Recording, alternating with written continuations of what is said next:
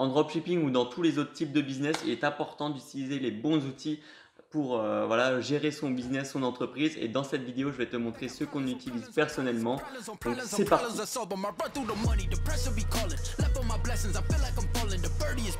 Tell me I'm garbage, I'm going through something, that's why I ain't calling. Phone and progression is all that I wanted. The phone and affection, I summon and dub it. Cause I got problems on problems on problems on problems on problems on problems, I solve them. I run through the money, the pressure be calling. Left on my blessings, I feel like I'm falling. Salut à toi, j'espère que tu vas bien. Donc dans cette vidéo, je vais te montrer quels outils et quelles applications, voilà, quel site internet on utilise pour gérer notre business.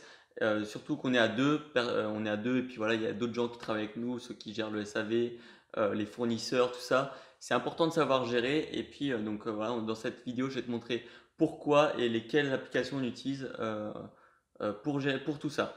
Donc la première application logique, c'est Google Drive. Donc Google Drive, pourquoi? Parce que ça permet de partager tous les dossiers, tous les fichiers de manière très simple. Donc voilà, exemple d'utilisation, on est en train de créer un site avec Léo. Voilà, lui il a créé des logos. Et puis donc du coup il va mettre les logos dans le fichier sur le drive, comme ça moi aussi j'ai accès aux logos si jamais j'ai besoin de les mettre dans une description, sur une photo de produit ou alors dans une vidéo. Donc ça peut toujours être utile.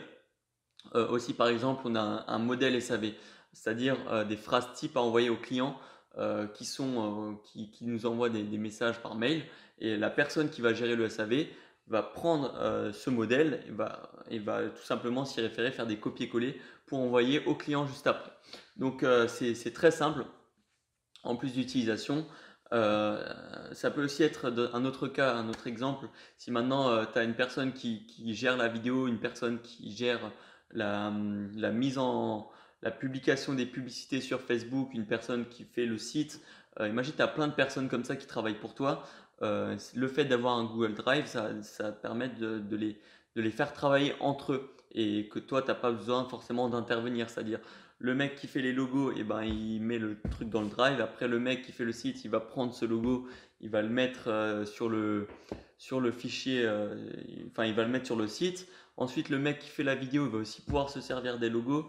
Et le mec qui fait la mise en place des publicités va pouvoir se servir des vidéos faites par le mec grâce au logo. Enfin bref, c'est tout ce style de cheminement possible. Et c'est super cool. Il y a plein de choses à imaginer. Et c'est pour ça que Drive, c'est un outil vraiment excellent. Ensuite, deuxième outil qu'on utilise souvent, c'est Skype, notamment pour discuter avec le fournisseur et avec la personne qui gère le SAV. Donc, c'est un petit peu comme toutes les messageries instantanées. On peut appeler, on peut envoyer des messages vocaux, des fichiers. Et ça, c'est cool. Souvent, les fournisseurs chinois utilisent Skype ou alors ils utilisent WeChat. Mais WeChat, personnellement, j'aime pas trop et je comprends pas, ça marche pas. Donc, j'utilise Skype. Ce que j'ai fait aussi avec Skype, notamment, enfin, ce qu'on a mis en place avec Léo, c'est qu'on a mis directement en relation la personne qui gère le SAV avec le fournisseur pour que dès qu'il y a des renvois à faire ou des produits cassés, c'est pas nous qui gérons, mais c'est directement la personne qui fait le SAV et le fournisseur entre eux. Donc, on crée un groupe où on est dedans, comme ça on peut aussi un petit peu vérifier. Et voilà, on regarde les discussions de temps en temps, mais au moins ça se fait tout seul. Et ça, c'est plutôt cool. Ensuite, troisième application qu'on utilise souvent, c'est WhatsApp. Et ça, c'est plus pour communiquer de façon personnelle entre moi et Léo, par exemple, pour s'appeler ou alors voilà, pour faire des appels et des messages, tout simplement, envoyer des liens, parfois des fichiers. C'est un petit peu comme Skype, mais bon, voilà, l'utilisation est différente. On va pas parler aux fournisseurs sur WhatsApp. Enfin, on le faisait déjà avant, mais plus maintenant. WhatsApp, voilà, c'est plus pour gérer entre nous. C'est pratique. Ensuite, la quatrième application qu'on n'utilise pas tout le temps, mais parfois, c'est Todoist. Donc, Todoist, c'est quoi? C'est une application qui va te permettre de mettre des tâches dans des groupes ou alors juste toi, et voilà, définir des tâches pour un certain projet.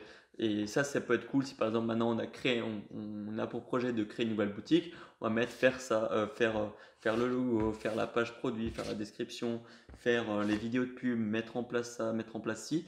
Et voilà, on aura toute une liste à faire et que moi, Léo et tous les collaborateurs qui sont dans le groupe pourront cliquer sur je l'ai accompli si jamais c'est fait. C'est un petit peu le même principe que monday.com, sauf que ça, voilà, j'ai pas vraiment utilisé déjà. Mais bon, je pense que c'est aussi une très bonne application quand on travaille à plusieurs. Donc voilà, c'était à peu près tout pour les applications. C'est très important de savoir les utiliser et de les implémenter dans le business parce que voilà, ça permet de gérer beaucoup plus facilement et de façon beaucoup plus optimisée. Donc voilà, si la vidéo t'a plu, je t'invite vraiment à mettre un pouce bleu en bas de la vidéo, à t'abonner. Et si tu as des questions ou si tu as besoin de conseils, n'hésite pas à m'ajouter sur Snapchat juste ici ou alors notre Instagram de la chaîne YouTube. Voilà, envoie-nous un message, on pourra même s'appeler si tu as vraiment besoin de beaucoup de conseils. Puis voilà, jusqu'à la prochaine fois, porte-toi bien, travaille bien, crois en tes rêves. Ciao!